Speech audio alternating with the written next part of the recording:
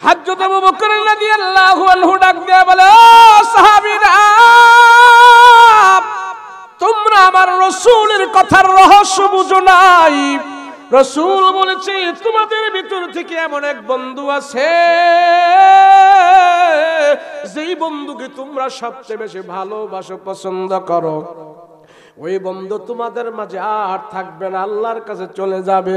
এটা আমি আবু বকর নয়, এটা ওমর নয়, এটা আলী নয়, এটা ওসমান নয়।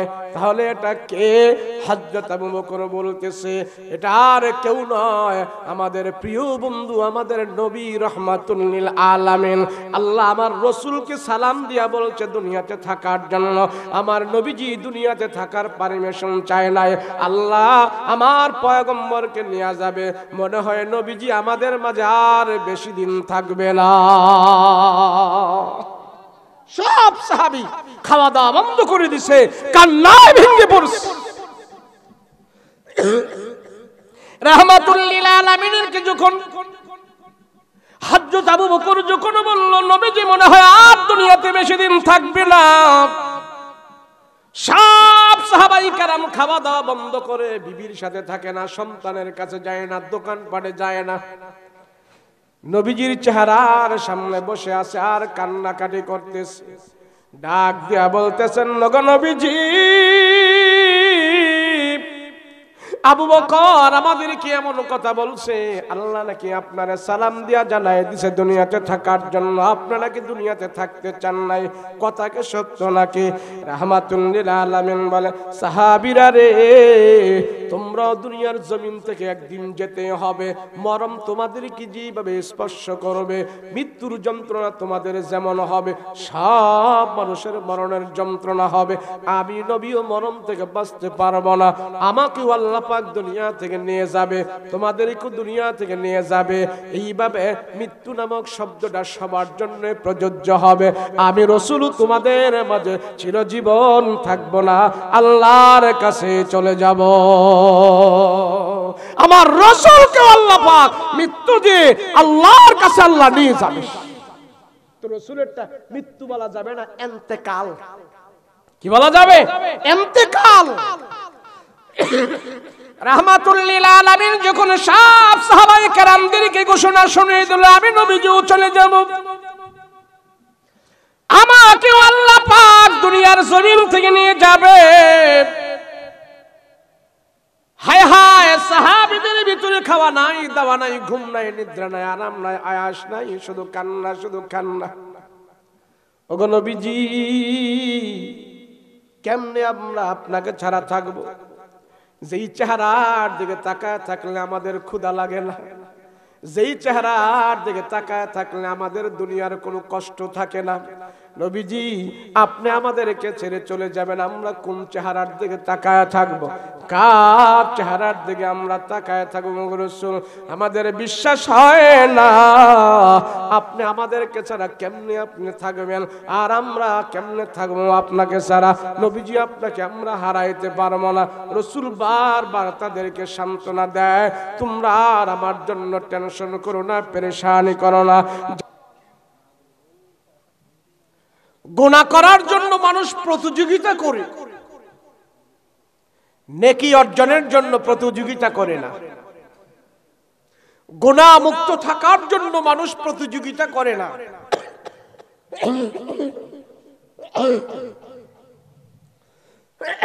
গুনাহ করে মানুষ প্রতিযোগিতা আকারে মানুষ গুনাহ করে। আল্লাহর নাফরমানি তো করে, প্রতিযোগিতা আকারে তারা গুনাহ করতে থাকে। দেখেন না সমাজে সুদ খায়া যদি একজনে পয়সা কামায়, তার একজনে দেখে দেখে বলে, দেখছো মৌলবীরা কয় সুদের টাকায় বরকত নাই, ও কততলা বিল্ডিং করছে, সব সুদ খায়া কামাইছে। তো ওর ভিতরেও সুদ খাওয়ার জন্য আগ্রহ জাগে, আছে না? নাই। 2 নাম্বারই করে পয়সা কামাইলে ওই আমারও 2 নাম্বারই করে পয়সা কামাইতে মনে চায়। প্রতিযোগিতা লেগে গেছে, 2 নাম্বারই করে খারাপ করে যে পয়সা কামাইলো সে যেন আল্লাহর নাফরমান হয়ে আছে, ওই দিকে খবর নাই। কিন্তু তার উন্নয়ন দেখেছি, তার টাকা দেখেছি, তার পয়সা দেখেছি, সেই জন্য আমারও 2 নাম্বারই করতে লোভ জাগছে। ও মানুষ, রাসূল বলেন আখিরাতের জ্ঞান যার নাই, কবরের জ্ঞান যার নাই, হাসর মিজান ফুলসিরাতের জ্ঞান যার নাই, মৃত্যুর পরের জ্ঞান যার নাই, আমি রাসূল বলি সে বোকা।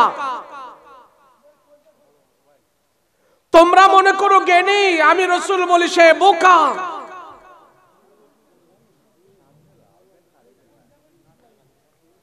থাক থাক, মুরব্বীরা বসে। রাসূল বলেন আল কাইস মান দানা নাফসাহু ওয়া আমিলা লিমা বাদাল মাউত। কে বলে? নবীজি বলেন। কে বলে? জোরে বলেন না, কে বলে? নবীজির জবান দিয়ে কোনোদিন একটি মিথ্যা কথা বের হয় নাই, ভুলেও কোনোদিন রাসূলের জবান দিয়া মিথ্যা বের হয় নাই। সুবহানাল্লাহ।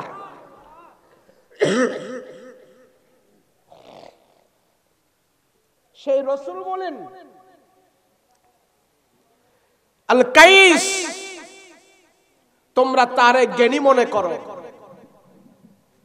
ব্রেনি মনে করো, জ্ঞানবান মনে করো, বুদ্ধিজীবী মনে করো। মৃত্যুর পরে যার জ্ঞান আছে, মৃত্যুর পরের যা খবর যে রাখে, মরার পরের যে আমল করে, কবরের সামান যে তৈয়ার করে, কবরে যাওয়ার আগেই সে কবরের জন্য প্রস্তুতি নিয়েছে, এই জ্ঞান এই আমল যে করে তোমরা তারে জ্ঞানী মনে করো। আর আমরা জ্ঞানী মনে করি কি জানেন? সমাজের মধ্যে যেটা পেস্টেস লাগায়া, যে সর্দার প্রধান পেস্টেস লাগায়া মানুষের ফান্দে ফালাইয়া পয়সা খায়, বিচার আচার ঘুষখোর সুদখোর যারা আছে, কথার মধ্যে পেচ দিয়া একজনকে বিচার করলো, নির্দোষকে দোষী বানালো আর দোষীকে খালাস করে দিল, আমরা এমন লোকরে জ্ঞানী মনে করি। কথা কান ঠিক না? রাসূল কে সে জ্ঞানী না। জ্ঞানী কে? আল কাইস, জ্ঞানী, ব্রেনি, বুদ্ধিজীবী, যেটাই আপনি বলেন, যে কবরের জ্ঞান রাখে, হাসরের জ্ঞান রাখে, যে কবরে যাওয়ার আগেই সে আমল করে, কবরে যাওয়ার পরে যেন সে আল্লাহর আদালতে দাঁড়াইতে হবে, সেই কথা চিন্তা করে করে সে মৃত্যুর আগেই সে মৃত্যুর সামান তৈয়ার করে, মৃত্যুর আগেই সে আমলি জিন্দেগি যাপন করে, তাকেই রাসূল বলে তোমরা তারে জ্ঞানী মনে করো। আর আমাদের মাঝে জ্ঞানী বাবারে যে ইংলিশ করতে পারে রে, সে বিশাল বড় ডিগ্রি নিচ্ছে, বাংলাদেশের পড়াশোনা শেষ করে বাহিরে যায় লন্ডনে পড়াশোনা করছে, আরে আমরা খুব জ্ঞানী মনে করি। জিজ্ঞেস করলে সূরা ফাতিহা শুদ্ধ করে পড়তে পারে না, সে কিসের জ্ঞানী? 2 রাকাত নামাজ যে শুদ্ধ করে পড়তে পারে না, সে জ্ঞানী হতে পারে না। ইসলাম সম্পর্কে যার প্রাথমিক জ্ঞান নাই, সে জ্ঞানী হতে পারে না। রাসূল বলে সে জ্ঞানী নয়, আসল প্রকৃত জ্ঞানী হলো সে কবরে যাওয়ার আগে কবরের সামান তৈয়ার করে। জি বলেন, এখানে যারা আমরা আসি, কবরে যাওয়া ছাড়া কি এমন কোন গ্যারান্টি আছে যে আমি যাব না, আমার মরণ আমার হবে না? হ্যাঁ, পৃথিবীর বুকে একটি মাসআলায় तमाम দুনিয়ার মানুষ একমত, মৃত্যু তার হবে, এই মাসআলায় কেউ দ্বিমত নাই, সবাই একমত। হিন্দু, বৌদ্ধ, খ্রিস্টান, ইহুদি, নাসারা, নাস্তিক, যে বলে দেয়ার ইজ নো গড, আল্লাহ নাই, তারেও যদি জিজ্ঞেস করা হয় মরবানি, হ্যাঁ মরতে দিয়ে হবে। এই মাসআলায় একমত, মরতে হবেই হবে। এমনকি শুধু মানুষের মরণ নয়, এই যে বিশাল আকাশ তামাম পৃথিবী আমরা দেখছি, একদিন এই পৃথিবীরও মরণ হয়ে যাবে। এমনকি আল্লাহর 4 জন ফেরেশতা আছে, বড় বড় ফেরেশতা, তাদেরও মরণ হবে। যেই 4 জন ফেরেশতা আল্লাহর আরশে আজিম বহন করে রাখছে। এরপরে আরো আশ্চর্য হলো, তাম পৃথিবীর মানুষের রূহ যে বের করে তার নাম হলেন আজরাইল। একদিন আল্লাহর আদালতে দাঁড়িয়ে সে আজরাইলেরও মৃত্যুবরণ হয়ে যাবে। সুবহানাল্লাহ। তাহলে মরণ এমন এক জিনিস, যতই পালাইতে চাই সব কিছু থেকে পলায়ন করে আত্মগোপন করে বাঁচা সম্ভব, মরণ থেকে পলায়ন করে বাঁচে থাকা সম্ভব নয়।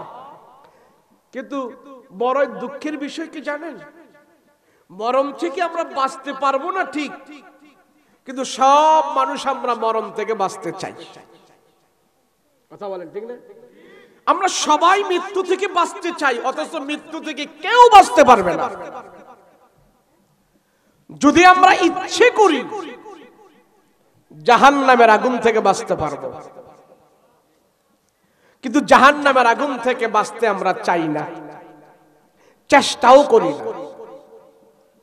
ইচ্ছে করলে মানুষ জাহান্নামের আগুন থেকে বাঁচতে পারবে, সে ইচ্ছে করলেই মরণ থেকে বাঁচতে পারবে না। আর আমাদের উল্টা হয়ে গেল, মরণ থেকেই বাঁচতে চাই, আদৌ কোনোদিন সম্ভব না বাঁচা। যদি পারি জাহান্নামের আগুন থেকে বাঁচতে পারবো, কিন্তু জাহান্নামের আগুন থেকে বাঁচতে চাই না। বোকা আমরা, বোকা। আবার কেউ কেউ আছে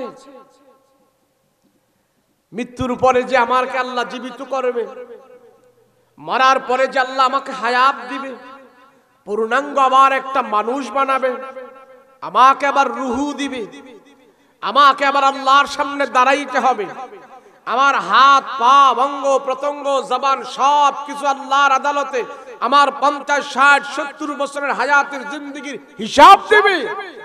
এই কথাটা আমার ব্রেনে ধরে না, অনেকজনের ব্রেনে ধরে না। কথা বলেন, ধরে ধরে না?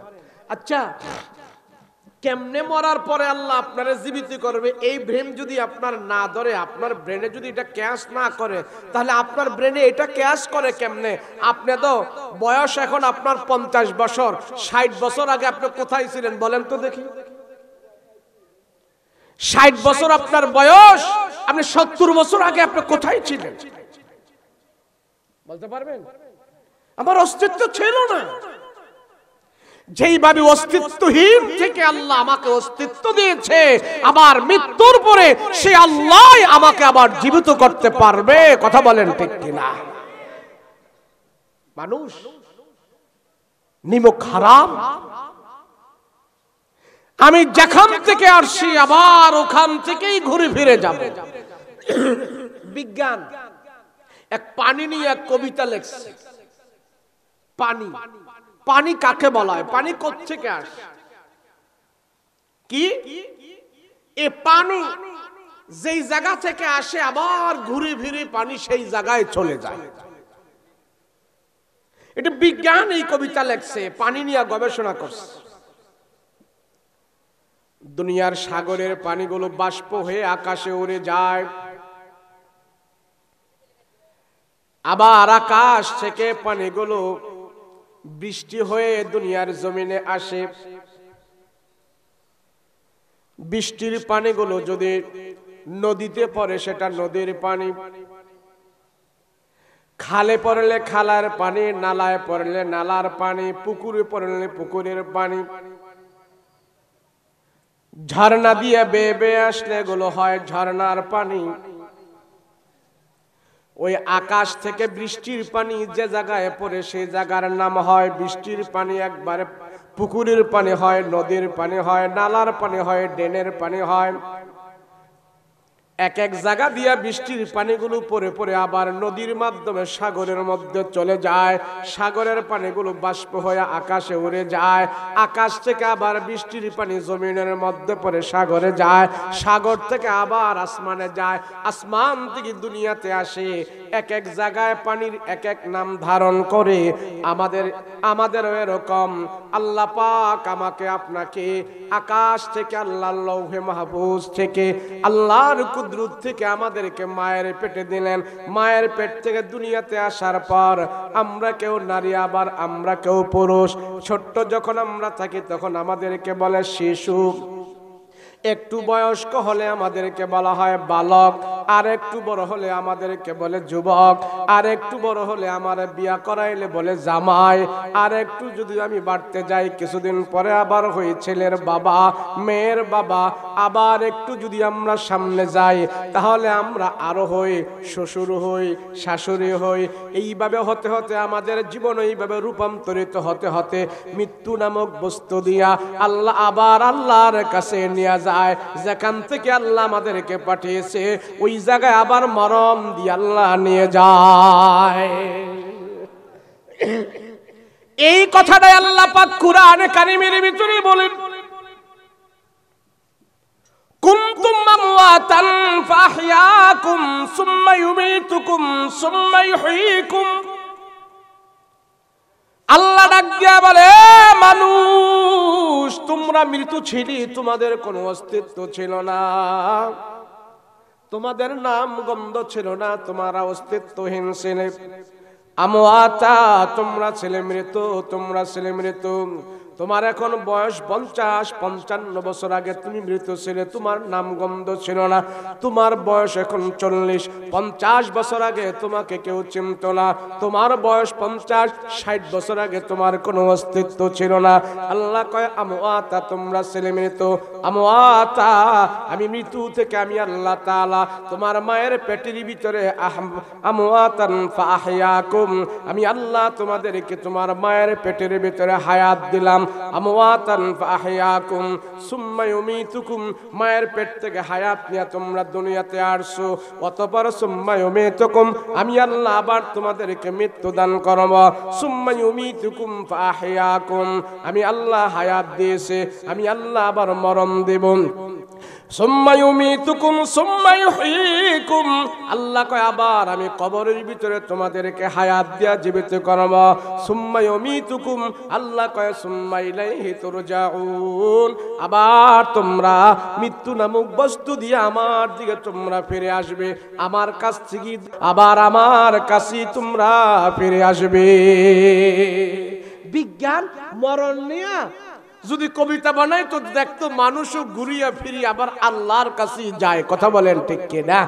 কিন্তু মরণ নিয়ে কবিতা বানায় নাই, মরণ নিয়ে সে গবেষণা করে নাই, গবেষণা করছে পানি নিয়ে।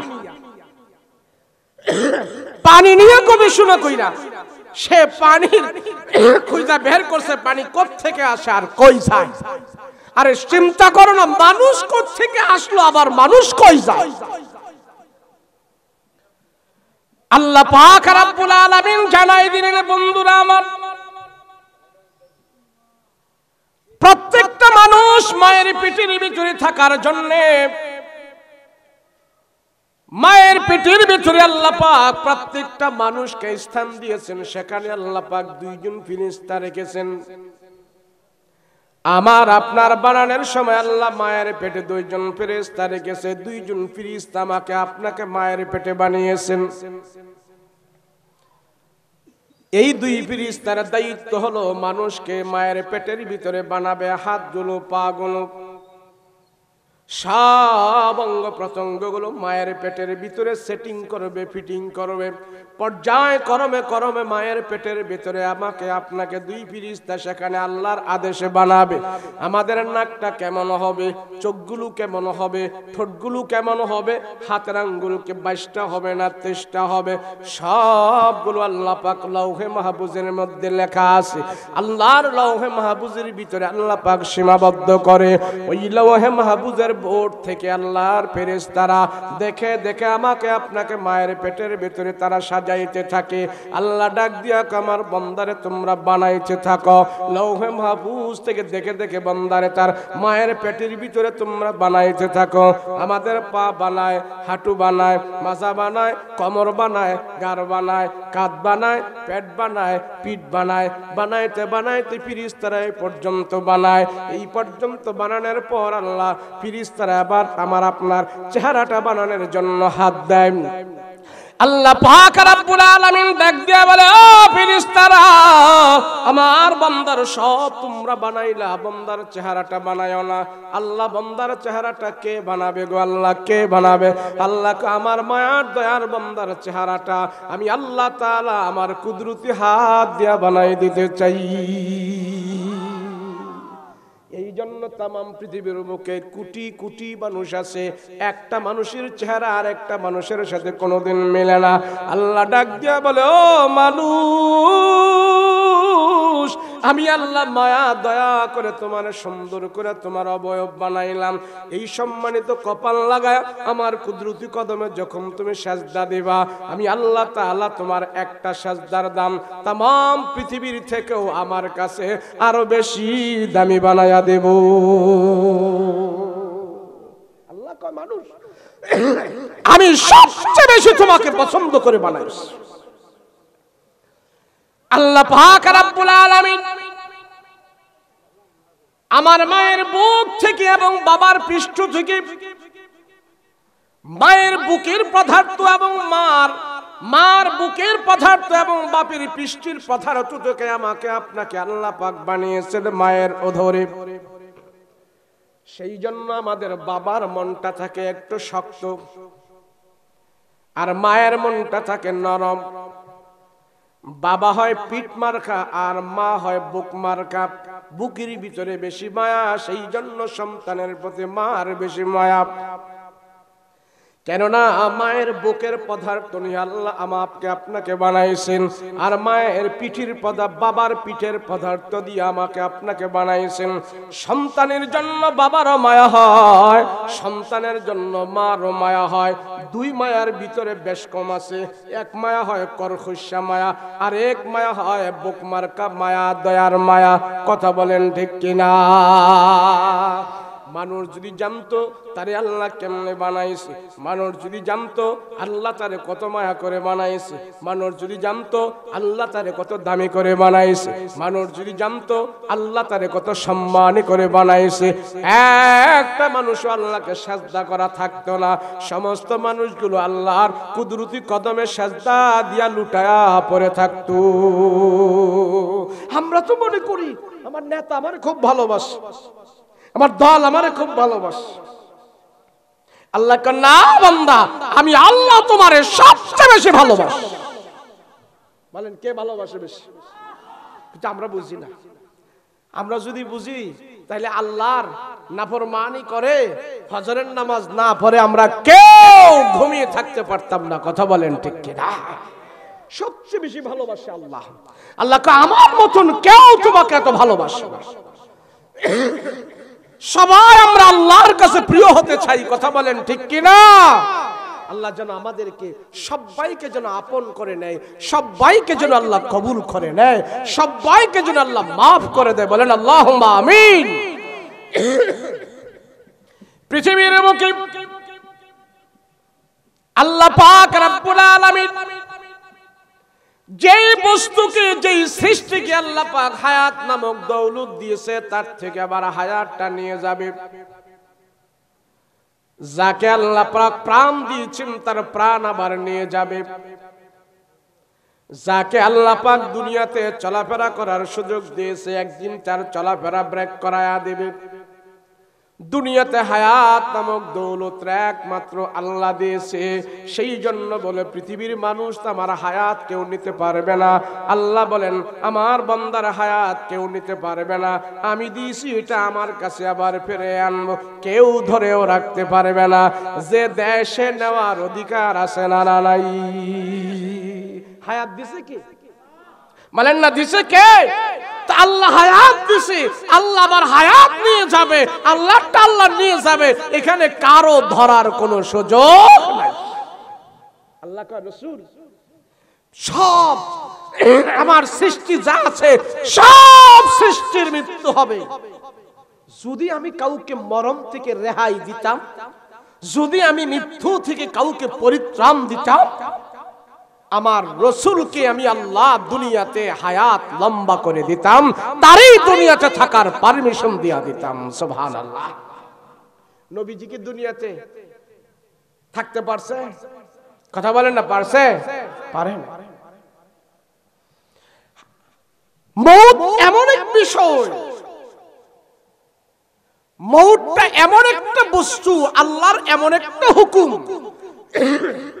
তাম পৃথিবী একদিকে, আল্লাহর এই হুকুমটা আরেকদিকে। যে যতই থাকিস বলো, মৃত্যুর কাছে আমি আপনি আত্মসমর্পণ করতেই হবে। নির্দিষ্ট সময়ে আমার আপনার মরণ হবেই হবে, নির্দিষ্ট সময়। রাজা, বাদশা, আমির, ফকির যত আছে সব কিছুর মরণ আল্লাহ পাক নির্দিষ্ট সময়ে রেখেছেন। এক চুল এদিকেও না, এক চুল ওদিকেও না, জাস্ট টাইম টু টাইম। নবী সুলাইমান সারা দুনিয়ার বাদশাহী করছেন। কি করছেন? সারা দুনিয়ার বাদশাহী করছেন। তো সুলাইমান আলাইহিস সালাতু ওয়াস সালাম এত বড় বিশাল দুনিয়ার বাদশাহী করে নবী সুলাইমান চিন্তা করলো, আমি রাজা হয়ে আল্লাহর দরবারে হাজির হতে চাই না। আমি একজন রাজা, দেশের রাজা, আমি একজন সরকার প্রধান, আমি একজন ক্ষমতাধর, আমি এগুলা নিয়ে আল্লাহর দরবারে হাজির হতে চাই না। আমি একজন রাষ্ট্র তো চালাইলাম, রাষ্ট্রের রাজা তো হইলাম, রাষ্ট্র পরিচালনা করলাম, রাষ্ট্র পরিচালক হিসাবে রাষ্ট্র নিয়ে আমি আল্লাহর দরবারে উঠতে চাই না। কি? আমি আল্লাহর ঘর সাজাইতে চাই, আল্লাহর ঘর, আমি আল্লাহর কিবলা নির্মাণ করতে চাই। তো বাইতুল মুকাদ্দাস নবী সুলাইমান, আল্লাহ অর্ডার দিছে, আল্লাহ যাও তুমি বাইতুল মুকাদ্দাসের কাজ আবার করো, সুন্দর করো, বাইতুল মুকাদ্দাস তুমি তৈয়ার করো, সুন্দর করো। নবী সুলাইমান রাজত্ব রেখে, রাষ্ট্রের পরিচালনা রেখে, শেষ বয়সে সে সিদ্ধান্ত নিল, আমি আল্লাহর ঘর, খানায় কাবা, বাইতুল মুকাদ্দাস আমি এটা সুন্দর করে নির্মাণ করে যেতে চাই। আল্লাহর আদালতে যায় বলবো, আল্লাহ শুধু রাষ্ট্র চালাই নাই, রাষ্ট্র পরিচালনা করায় নাই, তোমার ঘরের খাদেম ছিলাম, তোমার ঘর তৈয়ার করে তোমার কাছে হাজিরা দিতে আসছি। তো নবী সুলাইমান এত বিশাল সুন্দর করে দামি দামি পাথর দিয়ে এই বাইতুল মুকাদ্দাস তৈরি করবে। কিভাবে করবে?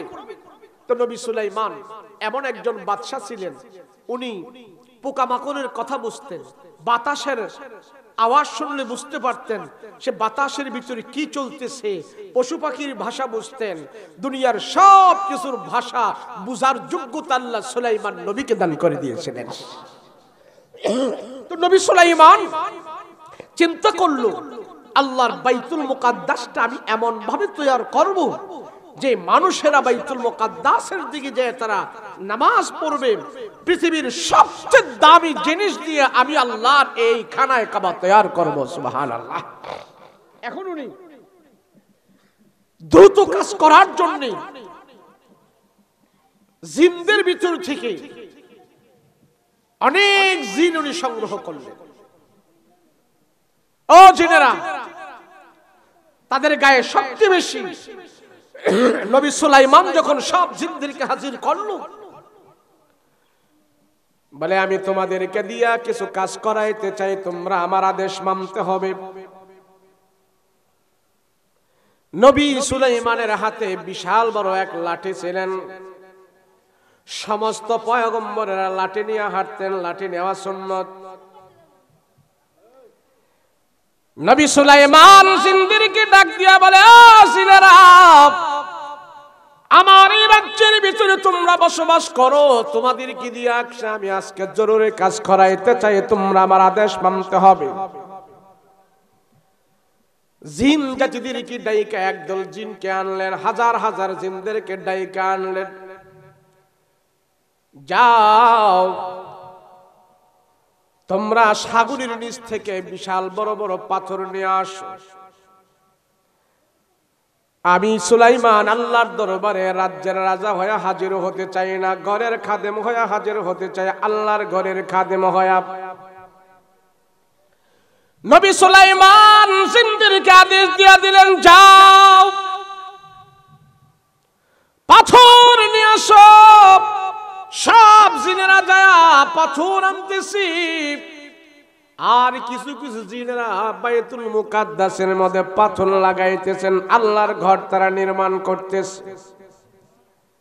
নবী সুলাইমান সব জিনদেরকে কাজে লাগায়া নবী সুলাইমান এবার লাঠির মধ্যে ভর করে দাঁড়িয়ে আসি। আর নবী সুলাইমানকে জিনেরা এমন ভয় পাইতো, কাজের মধ্যে যদি আমরা উল্টা পাল্টা করি, বাটি দিয়া বাইরে নবী সুলাইমান আমাদেরকে শায়েস্তা করে ফেলবে। পয়গম্বর সুলাইমান আলাইহিস সালাতু ওয়াস সালাম আল্লাহর ঘর তৈরি করতেছি, এত সুন্দর করে জিনেরা পাথর এনে এনে খানা কাবা বাইতুল মুকাদ্দাসের মধ্যে পাথর লাগাইতেছে। নবী সুলাইমান লাঠির মধ্যে ভর করে দাঁড়ায় দাঁড়ায় দেখতেছে, সব জিনেরা কাজ কাম করতেছে। মসজিদুল আকসার 3 ভাগের 2 ভাগ কাম শেষ হয়ে গেছে, আর 1 ভাগ কাজ বাকি আছে। এমন মুহূর্তে পয়গম্বর সুলাইমানের কাছে একটা লোক এসে সালাম দিলেন, আসসালাতু ওয়াসসালামু আলাইকা ইয়া সুলাইমান। নবী সুলাইমান তার সালামের জবাব নিলেন। নবী সুলাইমান জিজ্ঞেস করলো, তুমি কে? এমন লোক তো আমার সামনে আমার রাজ্যে কোনোদিন আসে নাই, তুমি কোত্থেকে আসলা? আমার রাজ্যের ভিতরে আমি বহুত মানুষ দেখেছি, কিন্তু তোমার মতন চেহারার মানুষ আমি কোনোদিন পাই নাই, তুমি কোত্থেকে আসলা? তোমার নাম কি, পরিচয় কে বলো? ওই লোকটা ডাক দিয়া কয়, ও নবী সুলাইমান, আমার পরিচয় জানার পর দুনিয়াতে আর থাকার তার সুযোগ হয় না, আমি আল্লাহর পক্ষ থেকে আসছি, আমার পরিচয় জানবেন, পরিচয় জানার সাথে সাথে আপনার দুনিয়া থেকে চলে যেতে হবে। বলে, তারপরও বলো না তোমার পরিচয়টা কি? ওই লোকটা ডাক দিয়া কয়, ও পয়গম্বর সুলাইমান, কোত্থেকে আপনি আমাকে দেখবেন? আপনার চেহারার সামনে তো আমি আর কোনোদিন আসি নাই, যদি কোনো মানুষের চেহারার সামনে আমি একবার যাই, দ্বিতীয়বার আসি না, তার আগেও আমি কোনোদিন আসি না, আমি হইলাম মালাকুল মউত, আমি আপনার সামনে আসছি। বলে, কেন আসছো? আল্লাহ পাক আমাকে আপনার সামনে পাঠিয়েছে, আপনি আমার কাছে এখন চলে যেতে হবে, এক্ষুনি আপনি চলে যেতে হবে, আল্লাহর আদালতে আপনি চলে যেতে হবে। নবী সুলাইমান ডাক দিয়া বলে, আজরাইল, আমি এক্ষুনি যাব না, আমি দুনিয়ার রাজা আছি, আমি তামাম দুনিয়ার রাজা। আমি দেখো না এই বাইতুল মুকাদ্দাসের কাজ ধরেছি, বাইতুল মুকাদ্দাসের কাজটা শেষ না করা পর্যন্ত আমি আল্লাহর কাছে যেতে পারি না। আমার মনের একটা তামান্না। আজরাইল ডাক দিয়া কয়, ও সুলাইমান, আপনি দুনিয়াতে থাকবেন না যাবেন সেটা আপনার বিষয় না, আপনার আল্লাহকে বলেন, আমাকে আল্লাহ পাক অর্ডার করেছে, আপনি এখনই চলে যেতে হবে।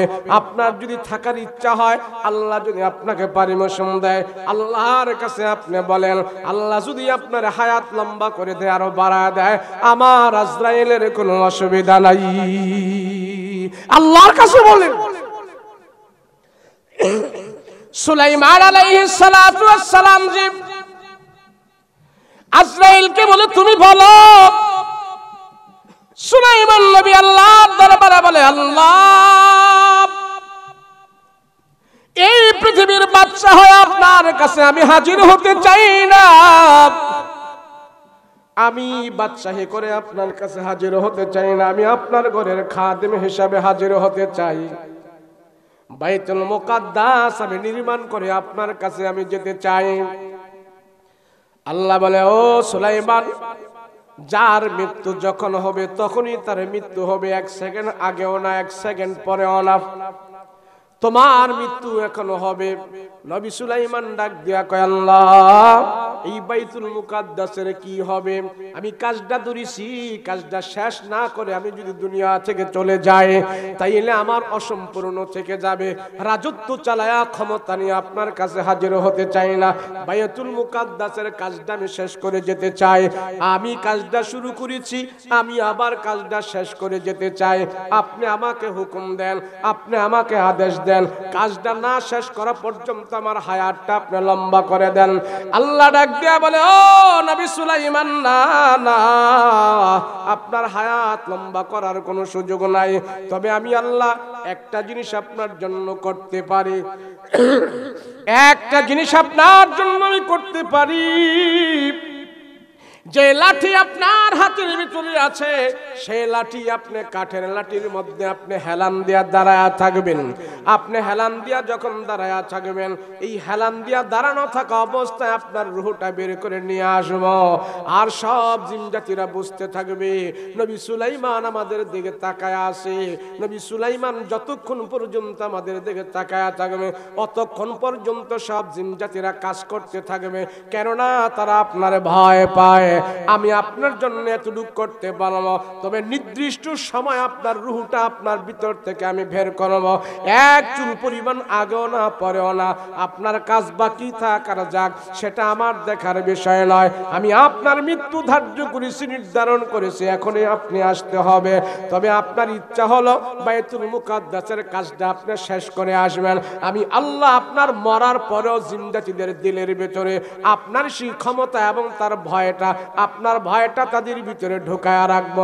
মৃত্যুর পরেও আপনার দেখতে, মৃত্যুর পরেও আমি আল্লাহ তাআলা ওই জিন জাতিদেরকে দিয়া আপনার মৃত্যুর আগে তারা যেভাবে কাজ করেছে ওইভাবেই তাদেরকে কাজ করার ব্যবস্থা করে দেব। তবে নির্দিষ্ট সময় আপনার মৃত্যু হবে। নবী সুলাইমান ডাক দিয়ে বলে, ও মালিক, সারা দুনিয়ার বাদশাহী নিয়ে আপনার আদালতে আমি হাজির হব না। আমার একটাই দিলের তামান্না, আপনার দরবারে আপনার মসজিদের খাদেম হয়ে উঠতে চাই। আপনার মসজিদ আমি নির্মাণ করব, খানা কাবা কিবলাটা নির্মাণ করব। আল্লাহ পাক রব্বুল আলামিন পয়গম্বর সুলাইমানের কে বললেন, তোমার লাঠির মধ্যে তুমি হেলান দাও। নবী সুলাইমানের বিশাল বড় কাঠের লাঠির মধ্যে হেলান দিল। এই মুহূর্তে আজরাইল আলাইহিস সালাতু ওয়াস সালাম তার রূহটা বের করে নিয়ে গেল। রূহটা বের করে নিয়ে গেছে, আর নবী সুলাইমান কাঠের লাঠির মধ্যে এইভাবে হেলান দিয়া দাঁড়ায় আছে। সব জিন জাতিরা পয়গম্বর সুলাইমানকে দেখে দেখে কাজ করতেছে। রাত্র যায়, দিন যায়, সব জিন জাতিরা বলতেছে, হায় হায়, নবী সুলাইমান তো অন্যদিন বিকাল বেলা বাসায় চলে যায়, আজকে তো নবী সুলাইমান বাসায় চলে যায় না, এখনো পর্যন্ত দাঁড়ায় আছে। কি ব্যাপার, রাত্র হয়ে যাচ্ছে, উনি তো যায় না, শুধু আমাদের দিকে তাকায় আছে, কারণটা কি? অন্য আরেক জিনেরা ডাক দিয়া কয়, এ বেশি কথা কস না, কাজ কর কাজ কর। নবী সুলাইমান খাওয়া দাওয়ার কথা ভুলে গেছে, আমরাও সবাই খাওয়া দাওয়া ভুলে যাই। রাত্রে দিনে মিলিয়া সব জিনজাতিরা পয়গম্বর সুলাইমানের আদেশ মানতেছে, বাইতুল মুকাদ্দাসের কাজ করতেছে। বাইতুল মুকাদ্দাসের কাজটা যখন শেষ হইল, পয়গম্বর সুলাইমানের লাশ এইভাবে দাঁড়ায় আছে। বাইতুল মুকাদ্দাসের কাজ এখন শেষ হয়ে গেছে। এইবার সব জিনজাতিরা বলতেছে, হায় হায় হায় কতদিন ধরে আমরা এই কাজ করালাম। নবী সুলাইমান আমাদের দিকে তাকায় আছে আর দাঁড়ায় আছে। নবী সুলাইমানও বাড়িতে যায় না। এদিক দেখ বাইতুল মুকাদ্দাসের কাজটাও শেষ হয়ে গেছে। সব জিন জাতিরা কাজ করার পর এবার তারা দাঁড়ায় আছে। নবী সুলাইমান গো কাজ তো শেষ হয়ে গেছে। সব জিনেরা যখন একত্রিত হইল তারা দেখতে পাইল নবী সুলাইমান যেই কাঠের লাঠির মধ্যে দাঁড়ায় আছে, ঠাপাস করে কাঠের লাঠিটা মধ্যখান দিয়া ভেঙ্গে গেছে। ভেঙ্গে যাওয়ার পর পয়গম্বর সুলাইমানের লাশ জমিনের মধ্যে পড়ে গিয়েছে। নবী সুলাইমানের লাশ পড়ে গেছে। সব জিন জাতিরা দৌড়ে আসছে। কি ব্যাপার? পয়গম্বর সুলাইমান মাটির মধ্যে পড়ে গেছে, পিছনের কাঠের লাঠি ভেঙে গেছে। সব জিন জাতিরা আবার নবী সুলাইমানের বডি টেস্ট করতেছে, বুকের মধ্যে হাত মারতেছে, হাতের মধ্যে ধরে দেখতেছে, না শিরা বাজে না, শিরা বাজে না, রক্ত চলাচল করে না।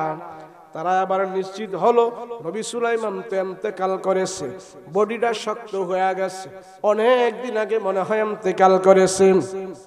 এরা বুঝতে পারলো নবী সুলাইমান তো এখন মৃত্যুবরণ করে নাই, বহুত আগে মৃত্যুবরণ করেছে। এবার তারা সবাই দেখলো কয়েকদিন আগে নবী সুলাইমান মৃত্যুবরণ করেছে। কিভাবে তারা এটা মৃত্যুবরণ, নবী সুলাইমান কতদিন আগে মৃত্যুবরণ করেছে এটা তারা দেখবে কিভাবে? নবী সুলাইমান যে কাঠের লাঠির মধ্যে হেলান দিয়া দাঁড়ায় ছিল, ওই কাঠের লাঠিটা তারা যায় দেখলো এত বিশাল বড় লাঠিটা গুনি পোকায় খায়া গেছে, ওই পোকায় খায়া গেছে, একবারে দুর্বল হয়ে গেছে। এমন বিশাল বড় কাঠের একটা লাঠি নিয়ে তারা মাপ দিল, একটা ঘুনি পোকা ছেড়ে দিল, ছেড়ে দিয়া তারা দেখলো একদিনে ঘুনি পোকায় কতটুক লাঠি খাইতে পারে। এই খাইতে খাইতে যখন নাকি লাঠিটা একবারে সারাদিন ধরে খাইলো, তারা অনুমান করলো নবী সুলাইমান 3 যুগ আগে মৃত্যুবরণ করেছে। নির্দিষ্ট সময় মৃত্যু হতে হবে, 1 সেকেন্ড আগেও 1 সেকেন্ড পরেও না। সেজন্য রাসূলদেরকে আল্লাহ পাক মৃত্যুর যন্ত্রণা থেকে, মৃত্যু থেকে রেহাই দেয় নাই। আমাকে আপনাকেও মরণ থেকে বাঁচার কোনো সুযোগ নাই। কথা বলেন ঠিক কিনা? ইন্তেকালের আগে আমার রাসূল 14 দিন অসুস্থ ছিলেন। কয়দিন জোরে বলেন না? 14 দিন নবীজি হাঁটতে পারে না। 2 সাহাবীর কাঁধে ভর করে করে আমার রাসূল এরপর মসজিদে যায়া আল্লাহর কুদরতি কদমে সিজদা দিয়েছেন। সুবহানাল্লাহ। আর আমরা একটু অসুস্থ হলে মসজিদে যাই না, একটু অসুস্থ হলে আমাদের আর খবর থাকে না। তো নবীজি ইন্তেকালের আগে আল্লাহর পক্ষ থেকে জিবরাইল আমিন আসছে, রাসূলকে যে সালাম জানালেন, আসসালাতু ওয়াসসালামু আলাইকা ইয়া রাসূলুল্লাহ, আমি আল্লাহর পক্ষ থেকে আপনাকে সালাম দেওয়ার জন্য আসছি। ঠিক আছে? নবী সালামের উত্তর নিলেন। জিবরাইল আমিন বলে, নবী গো, আল্লাহ পাক আপনাকে সালাম দিয়া বলছে যদি আপনি দুনিয়াতে থাকতে চান আল্লাহ আপনার হায়াতটাকে লম্বা করে দিবে, আর যদি আপনি চলে যেতে চান তো আল্লাহ সসম্মানে আপনাকে চলে যাওয়ার ব্যবস্থা করবে। আপনি কোনটা চান? রাসূল বলে, না, আল্লাহর কাছে আমি চলে যেতে চাই, আমি দুনিয়াতে থাকতে চাই না। আমি আল্লাহর কাছে আমার নির্দিষ্ট সময় আমি চলে যাব, আমি দুনিয়াতে থাকবো না। জিবরাইল বলে, নবীজি আপনার হায়াত আল্লাহ লম্বা করে দিবে, দুনিয়াতে আপনি অনেক দিন থাকতে পারবেন। রাসূল বলে, না, আমার আল্লাহর কাছে চলে যেতে চাই। জিবরাইল বলে, আপনাকে সালাম দিয়ে আল্লাহ পাক এই কথাই জানাইছে। তো জিবরাইল চলে গেছে, আল্লাহর কাছে যায় বলতেছে, আল্লাহ আপনার হাবিব দুনিয়াতে থাকতে চায় না, আপনার কাছেই চলে আসতে চায়। সুবহানাল্লাহ। তো রাসূল সাল্লাল্লাহু আলাইহি সাল্লাম সব সাহাবায়ে কেরাম বসা আছে।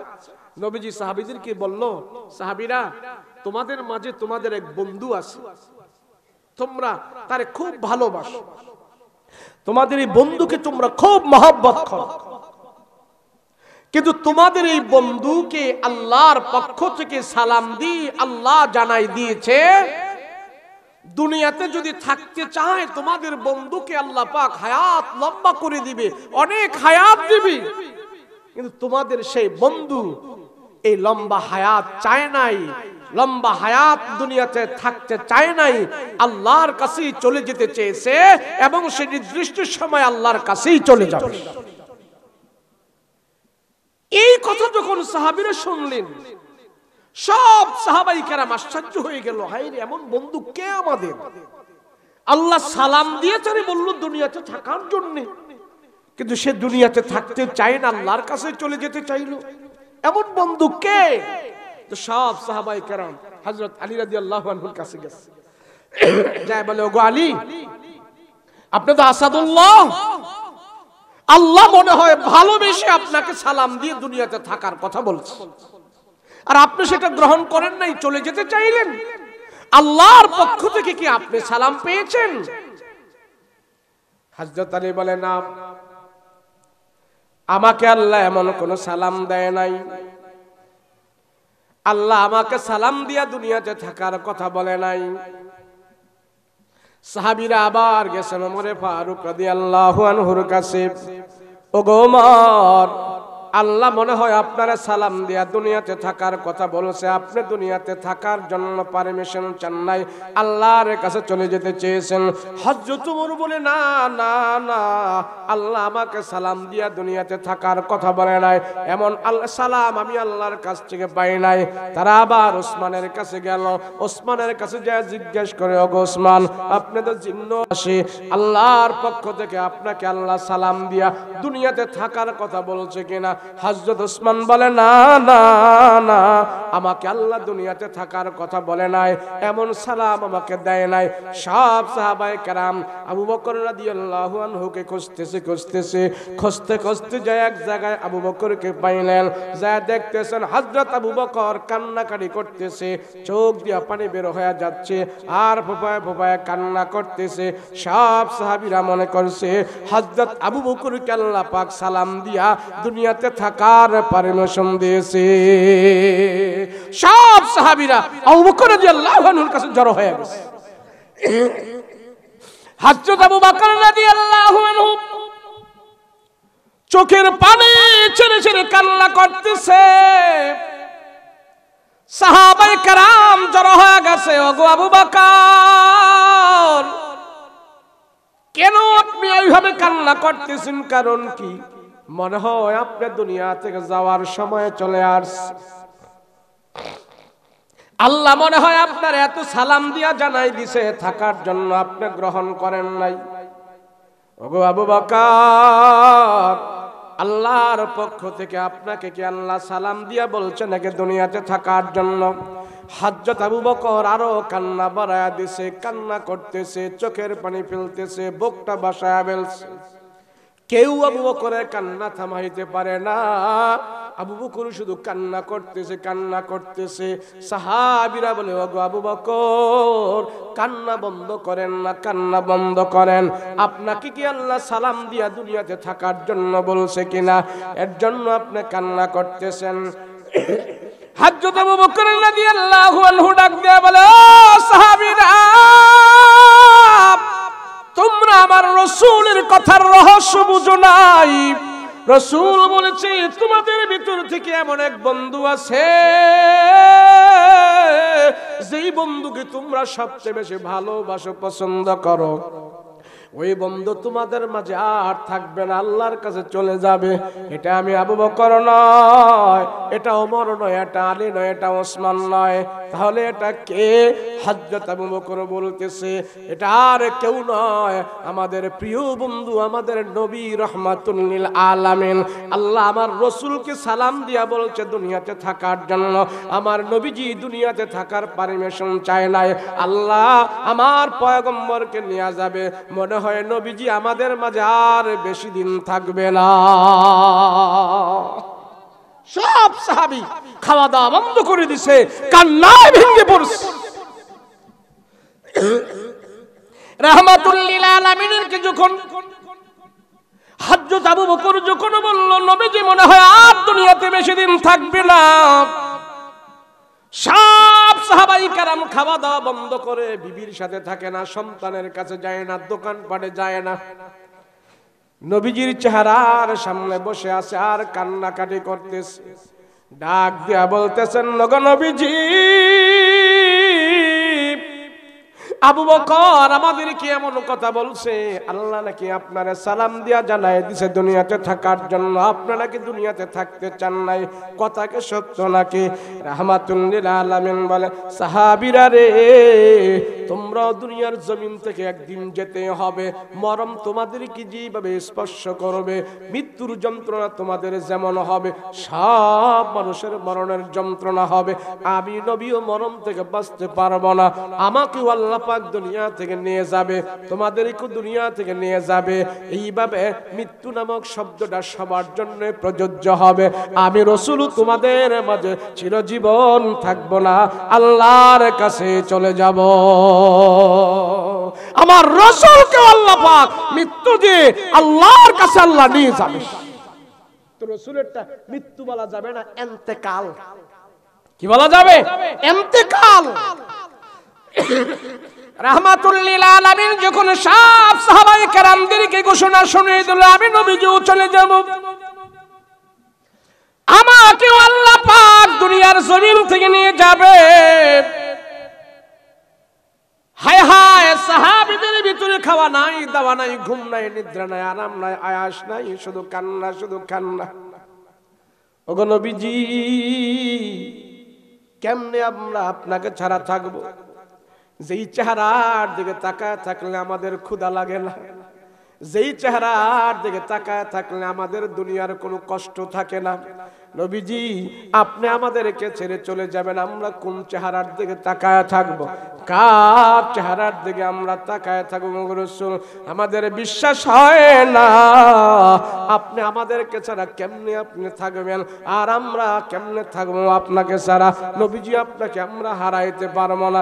রাসূল বারবার তাদেরকে সান্ত্বনা দেয়, তোমরা আর আমার জন্য টেনশন করো না, পেরেশানি করো না, জান্নাতের ভিতরে তোমাদের সাথে আমার দেখা হবে। আল্লাহু আকবার। যে রাসূল দুনিয়াতে থাকতে পারে নাই, আমি আর আপনিও থাকার কোনো সম্ভাবনা নাই। কথা বলেন ঠিক কি না? মা ফাতিমা রাদিয়াল্লাহু আনহা কান্নায় ভেঙে পড়েছেন, বাবার কাছ থেকে যায় না। আল্লাহর নবী সান্ত্বনা দিলেন, ফাতেমা, আমার ইন্তেকালের পরে সর্বপ্রথম দুনিয়া থেকে তুমি চলে যাবে, তোমার সাথে আমার জান্নাতের ভেতরে সাক্ষাৎ হবে।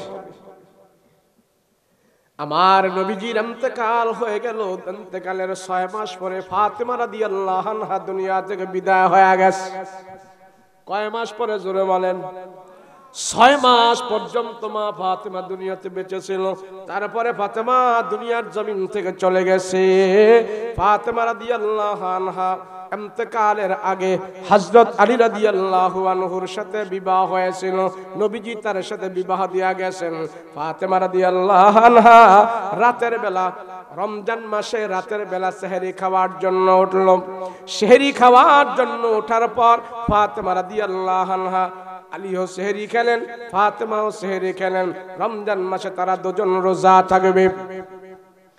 ফাতেমা রাদিয়াল্লাহু আনহা সেহরি খাওয়ার পর আল্লাহর নবী রাহমাতুল লিল আলামিনের মেয়ে ফাতেমা সেহরি খাওয়ার পর ঘরের ভিতরে, আর আলী রাদিয়াল্লাহু আনহু গেলেন মসজিদে নামাজ পড়ার জন্য।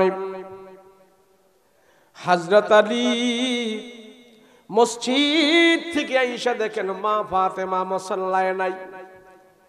আলী প্রত্যেক দিন ফজরের নামাজ পড়ে এসে মা ফাতেমা দেখে, মা ফাতেমাকে পায়। ফাতেমা ফজরের নামাজ পড়ার পর মুসাল্লায় বসে থাকে। চাষতের নামাজ পড়ে, এশরাকের নামাজ পড়ে ফাতেমা তারপরে মুসাল্লা থেকে ওঠে। সকালবেলা জিকির আজকার করতে থাকে। ফাতেমা ফাতিমে তাসবিহ ফাতিমি আদায় করতে থাকে। এরপরে মুসাল্লা থেকে ওঠে আজকে আলী রাদিয়াল্লাহু আনহু মসজিদে নববী থেকে নামাজ পড়ে আসার পর দেখলেন ঘরের ভিতরে এসে ফাতেমা বিছানার মধ্যে নাই। হযরত আলী ভয় পেয়ে গেল, কারণ কি? ফাতেমা তো কোনোদিন ফজরের নামাজ পড়ে মুসাল্লা থেকে ওঠে না, আমি প্রত্যেক দিন এসে ফাতেমাকে মুসাল্লার মধ্যে তাসবিহরত অবস্থায় পেয়ে যাই। ব্যাপার কি?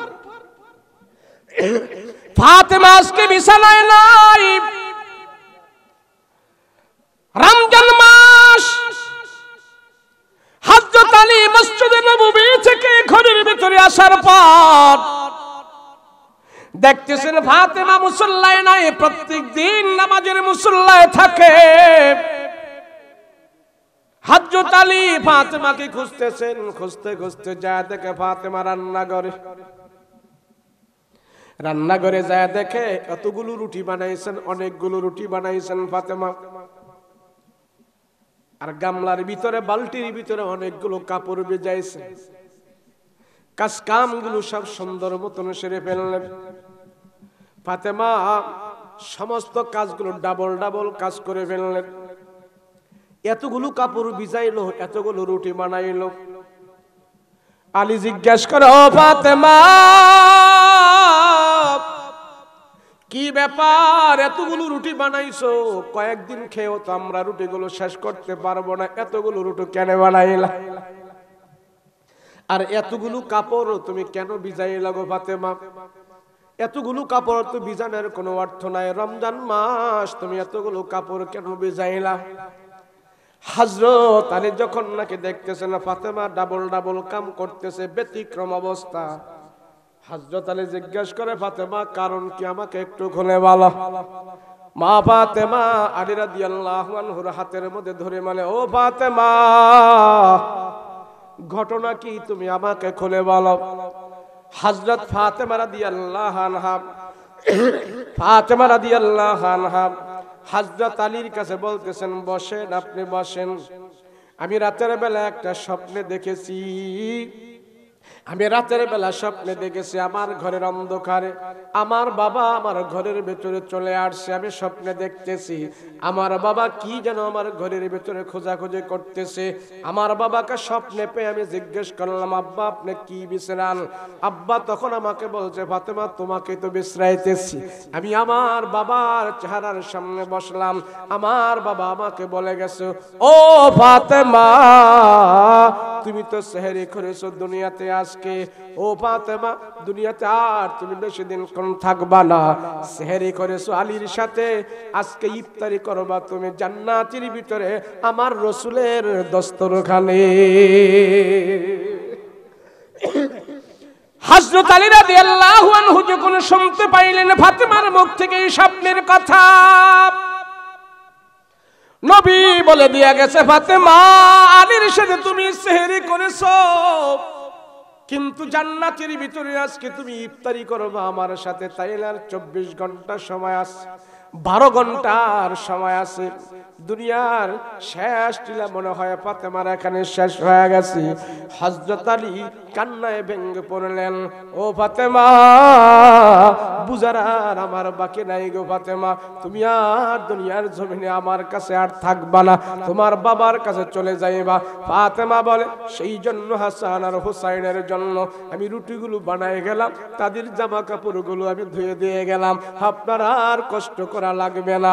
ফাতেমা রাদিয়াল্লাহু আনহার এই কথা শুনিয়া হযরত আলী ঝারঝার করে চোখের পানি ফেলে ফেলে কান্না করতেছে, চোখগুলো ভাসায় ফেলছে। ও ফাতেমা, তুমি এটা কি বলো, কি বলো? আমাকে ছাড়া তুমি কেমনে থাকবা, কোথায় যাইবা? আলী কান্না করতেছি, আলীর কান্না দেখে ফাতেমাও কান্না করতেছে, স্বামীও কান্না করে, ফাতেমাও কান্না করে, দুইজনে কান্না করতেছে। তাদের কান্না দেখে হাসান আর হুসাইন এসে ডাক দিয়া কয়, বাবা, মাও কান্নে, আপনিও কান্না করেন, কারণটা কি? আমরা এখন কোথায় যাব? কেন কান্না করেন, কেন কান্না করেন, আমাদেরকে একটু বলেন। হাসান আর হুসাইন দুই ভাই ফাতেমাকে ধরে বলে, মা, কেন কান্না করো? তোমাদের কান্না দেখে আমরা সহ্য করতে পারি না। ফাতেমা রাদিয়াল্লাহু আনহা হাসান আর হুসাইনকে ডাক দিয়া বলে, আমি কান্না করি কেন তোমাকে বলবো না, যাও তোমরা দুই ভাই নানা জানার কবরের কাছে যাও। হাসান আর হুসাইন দুই ভাই নানা জানের কবরের পাশে যায় কান লাগায় লাগায় নানা জানের সাথে কথা বলতেছেন। আশেপাশের রওজায় যারা আছে তারা শুনে না, হাসান আর হুসাইনের সাথে নানা জানের কথা হইতেছে। নানা জান কি যেন তাদেরকে বলে গেছে, সান্ত্বনা দিয়া তাদেরকে বাড়িতে পাঠাইলেন। ফাতেমাও কান্দে, আলীও কান্দে। আলী ধরে বলতেছেন, ফাতেমা তোমাকে বিবাহ করার জন্য কত প্রস্তাব দিয়েছে, কত সম্পদশালী ছেলেরা প্রস্তাব দিয়েছে। নবীর সাহাবীদের ভিতরে কত সম্পদশালী ছিল, তারাও তোমার জন্য প্রস্তাব দিয়েছে। নবীজি তাদের কাছে তোমাকে বিবাহ দেয় নাই, আমার কাছে বিবাহ দিয়েছে। আমি ফাতেমা তোমারে পেট ভরায়া 3 বেলা খাবার খাওয়াইতে পারি নাই, সুন্দর একটা জামা কাপড় কিনে দিতে পারি নাই, তোমারে অনেক কষ্ট দিয়েছে। হাসরের ময়দানে তুমি আমাকে ক্ষমা করে দিও। আল্লাহু আকবার। মানুষ মিথ্যু ভয়ানক জিনিস কারো জন্য। নবীর মেয়ে ফাতেমা দো জাহানের জান্নাতের সরদারনি হলেন। সেই ফাতেমা রাদিয়াল্লাহু আনহা নির্দিষ্ট সময়ে তার মৃত্যু হয়েছে। আল্লাহ নির্দিষ্ট সময়ে আমার আপনার মরণ দিবে, 1 সেকেন্ড আগেও না, 1 সেকেন্ড পরেও না। কথা বলেন ঠিক কিনা? সেজন্য রাসূল বলে সদা সর্বদা মরণের জন্য প্রস্তুত থাকো। দৈনন্দিন 20 বার তুমি মরণকে স্মরণ করো। কবর তোমার 70 বার ডাকতে থাকে, সেই কবরের কথা তুমি ভুলে যেও না। কথা বলেন ঠিক কিনা? ফাতেমা রাদিয়াল্লাহু আনহা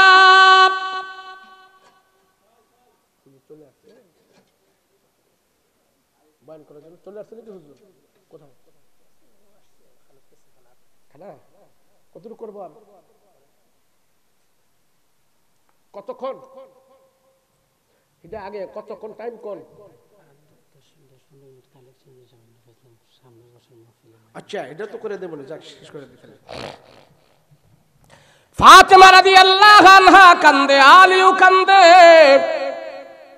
দুইজন কান্নায় ভেঙে পড়লো। হযরত আলী ডাক দিয়া কয়, ফাতেমা ভালো খাবার দাবার কোনোদিন তোমার মুখে দিতে পারি নাই। কত পয়সাওয়ালা সাহাবী তোমারে বিয়ে করার জন্য আসছিল, রাসূল তার কাছে তোমাকে বিয়ে দেয় নাই। ও ফাতেমা আমার আলীর কাছে তোমার বাবা তোমাকে তুলে দিয়েছে, সুন্দর একটা জামা কাপড়ও তোমাকে দিতে পারি নাই। ফাতেমা আমাকে তুমি মাফ করে দিও। মা ফাতেমা আমার রাসূল আমার হযরত আলীর হাতের মধ্যে ধরে বলতেছেন, ও আলী আমি এখন আপনাকে কয়েকটা কথা বলবো, কয়েকটা নসিহত আপনাকে আমি এখন করব। আপনি আমাকে কিন্তু আমাকে কথা দেন, আমার নসিহতগুলো আপনি স্মরণ রাখবেন। আলী রাদিয়াল্লাহু আনহু কান পেতে ফাতেমার কথাগুলো শুনলেন। ইয়া আলী শুনেন, আমি তো কিছুক্ষণ পরে মনে হয় মারা যাব। দস্তরখান যেহেতু আমার বাবার সাথে রেডি আছে, ওখানে যাই আমি ইফতারি করব। আর দুনিয়াতে আমার বেশি থাকার সময় নাই। আপনার কাছে ওসিয়ত হইল, নসিহত হইল, আমার মৃত্যুর পরে আপনি আমাকে রাতের বেলা দাফন করে দিবেন, দিনের বেলা আমাকে দাফন কাফন করবেন না। বেগানা পুরুষ লোক ডাইকে আমার জানাজার মধ্যে শামিল করবেন না। আমার খাটিয়ার মধ্যে কোনো অন্য কোনো মানুষ দাঁড়াইবেন না। আপনি নিজে আমাকে দাফন কাফন করাবেন, আপনি আমাকে আপনি নিজে সব কিছু করাবেন। এই কথা বলে ফাতেমা রাদিয়াল্লাহু আনহা দুনিয়ার জমিন থেকে বিদায় হয়ে গেছে। লম্বা কথা সংক্ষেপ করে বলছি, মা ফাতেমা রাদিয়াল্লাহু আনহা দুনিয়া থেকে বিদায় হয়ে গেছে। হযরত আলী রাদিয়াল্লাহু আনহু এখন দাফন কাফন করবে, গোসল করাবে, সব কিছু করবে। খাটিয়ার মধ্যে রাখার পর আলী রাদিয়াল্লাহু আনহু দেখলেন এই খাটিয়া যদি বহন করতে হয়, সামনে 2 জন লোকের দরকার, পেছনে 2 জন লোকের দরকার। 2 জন না হলে সামনে 1 জন দরকার, পেছনে আমি আরেকজন দরকার। হযরত আলী রাদিয়াল্লাহু আনহু যদি সামনে খাটিয়ার মধ্যে ধরে, পিছন দিকে তো মানুষের পিছন দিকের খাটিয়ায় কে ধরবে? আলী যদি আবার পিছনের খাটিয়ার মধ্যে ধরে, খাটিয়ার দুই হাতলের মধ্যে ধরে, সামনের খাটিয়ার হাতলে কে ধরবে? হযরত আলী টেনশন পড়ে গেছে, টেনশন পড়ে গেছে, আমি একা কেমনে ফাতেমাকে দাফন করব? হাসান আর হুসাইন ছোট মানুষ, তারা তো খাটিয়া ধরতে পারবে না। হযরত আলী রাদিয়াল্লাহু আনহু মা ফাতিমার জানাজার নামাজ শেষ করাইয়া চিন্তায় পড়ে গেল। আল্লাহর দিকে মুতাওয়াজ্জহ হয়ে বলে, আল্লাহ, ফাতেমা যে ওসিয়ত করে গেছে, আমি একা কেমনে ফাতেমারে দাফন করব? খাটিয়ার মধ্যে করে কেমনে কবরে নিয়ে যাব?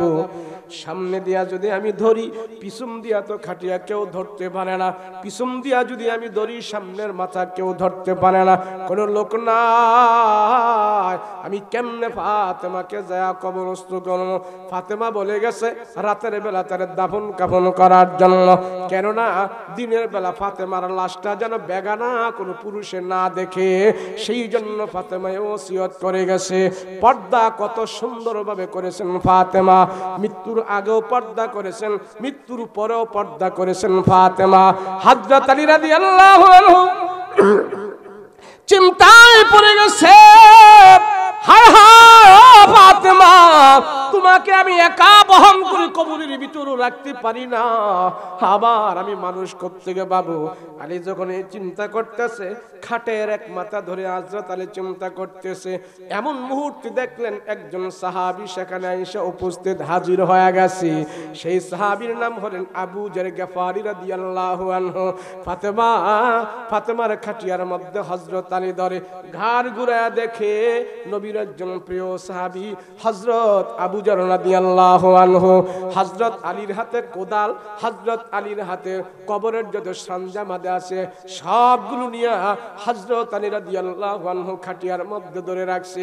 আর হযরত আবু আইয়ুব, হযরত আবু যর গফারি এসে যখন দাঁড়াইছে, হযরত আলী বলে, ওগো আবু যর, এই মুহূর্তে আপনি কোত্থেকে আসলেন? কারণ কি?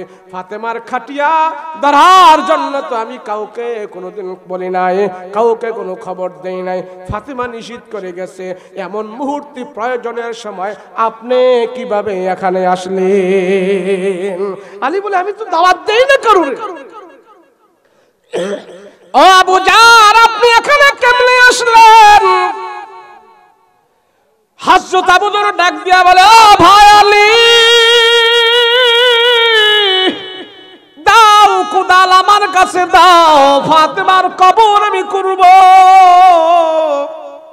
ও আলী, দাও কোদাল আমার হাতে দাও, তুমি একা কাটিয়া বহন করতে পারবা না, আমিও ফাতেমার কবর করার জন্য আমি এখানে আসছি, আমাকেও তুমি ভুল বুঝছো না, আমি ইচ্ছা করে আসি নাই, আমি মুসাফির নয়, আমাকে দাওয়াত দিয়ে এখানে পাঠানো হয়েছে, আর কেউ নয়, রহমাতুল লিল আলামিন আমাকেও রাতের বেলা স্বপ্নে দেখায়া দিয়েছে, ফাতেমার জানাজার নামাজে হাজির হও, ফাতেমাকে দাফন কাফনের কাজে হযরত আলীর সাথে তুমি যা সহযোগিতা করো।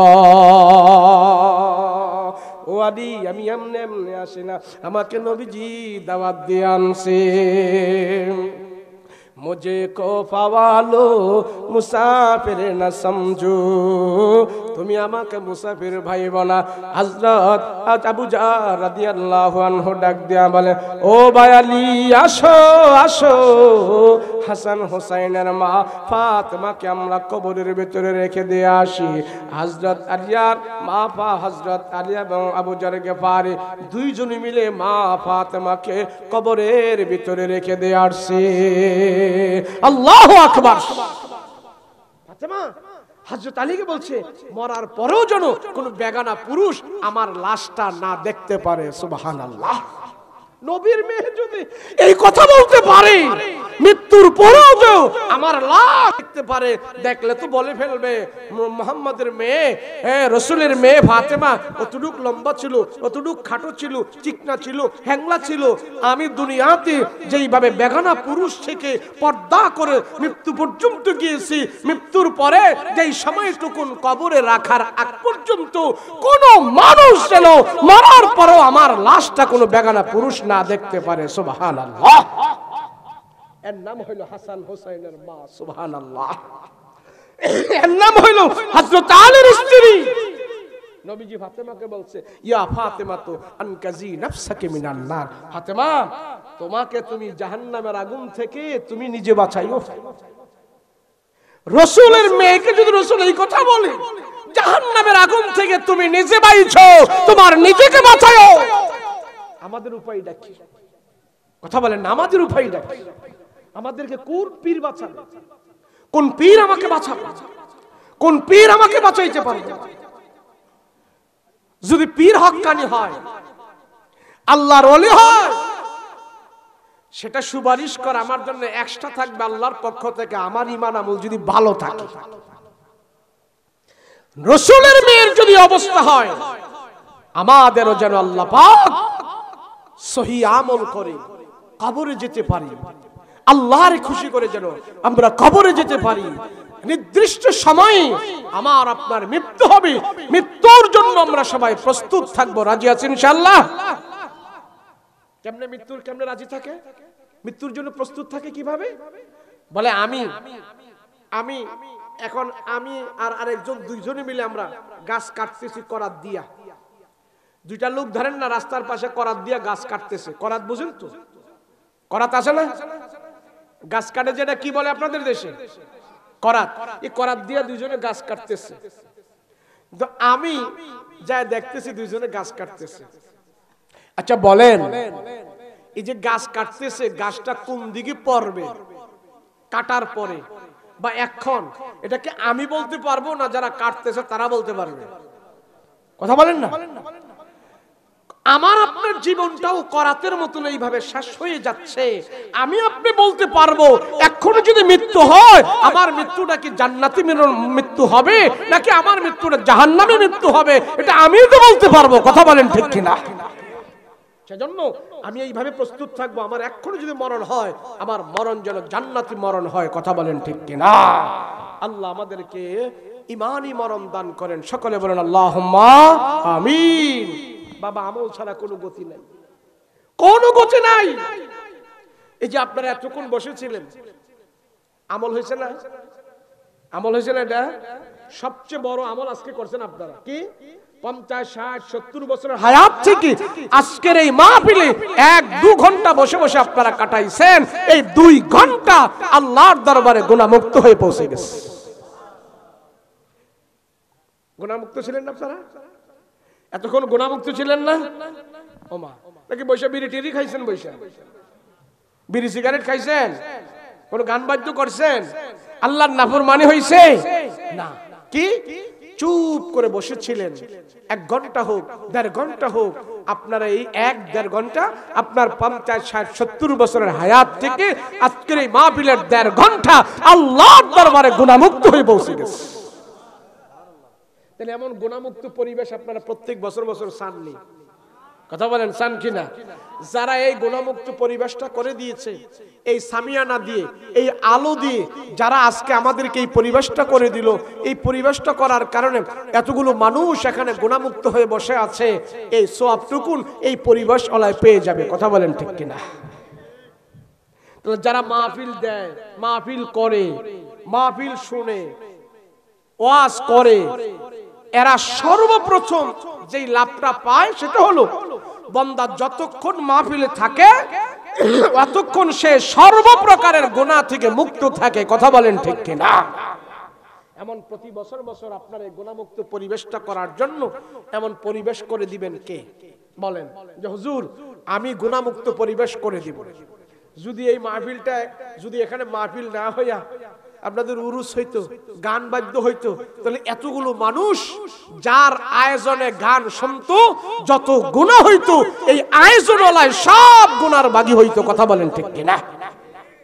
আর যে এই আয়োজন করে দিল, যত সওয়াব হয়েছে আল্লাহ তার আমল নামায় সেই সওয়াব দান করে দিবে।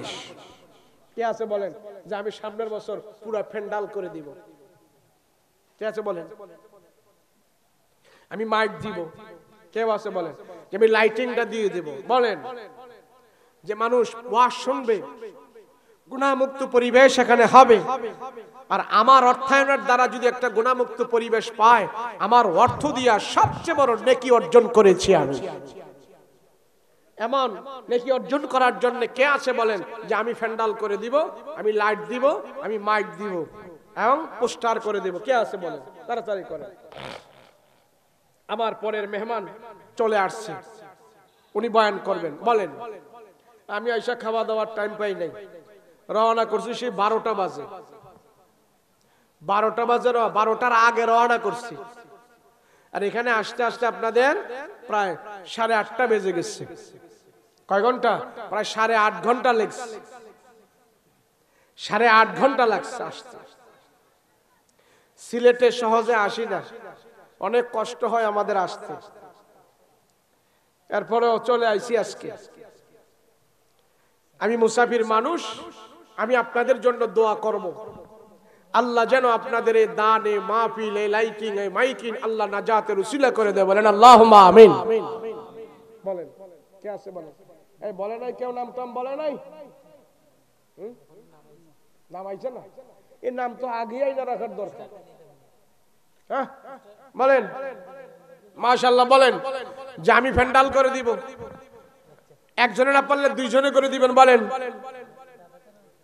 আর যদি কেউ আছে যে আমি লাইটিংটা করে দিব শুধু, বলেন। এই বছর করছে কারা? এই বছর কি সবাই মিলে করছে? একজনে করছে, উনি সামনের বার দিব না, অসুস্থ। আল্লাহ সুস্থ করে দেখ। বলেন আমিন। এটা আছে বলেন মাশাআল্লাহ। বলেন। আরে নেকের কাজে, ধর্মের কাজে, ইসলামের কাজে টাকা দি, শ্রম দি, বুদ্ধি দি, পরামর্শ দি, মাল দি, জান দি, যারা সহযোগিতা করেছে, আমি সারা বাংলাদেশ খুঁজে খুঁজে দেখছি। বাংলাদেশের বাহিরেও আলহামদুলিল্লাহ কয়েকটা রাষ্ট্রে গেছি। ইসলামের পথে জান মাল কুরবান করে দুনিয়াতে সে গরিব হয়ে গেছে, নিঃস্ব হয়ে গেছে, ছেলে মেয়ে নিয়ে অভাবের ভিতরে আছে, এমন নজির আমার সামনে পড়ে নাই।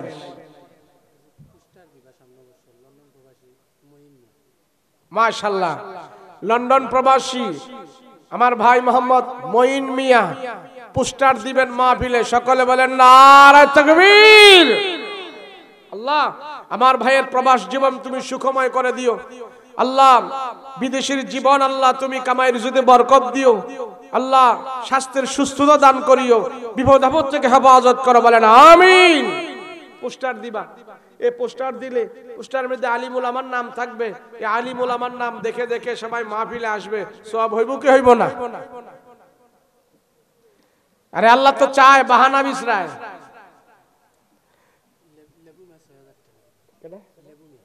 লেবু মিয়া ভাই 6000 টাকা। নারায়ে তাকবীর।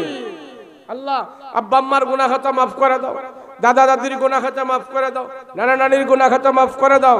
আল্লাহ বংশ পর্যন্ত থেকে যারা অন্ধকার কবরে আছে সবাইকে মাফ করে দাও, জিন্দা মুর্দা সবাইকে মাফ করে দাও। বলেন আল্লাহুম্মা আমিন। আর কে আছে বলেন? লাইট কে দিব? লাইটটা আলাদা। লাইটটা লাইট আছে, মাইক আছে, সামিয়ানা আছে। বলেন এই কই যায়?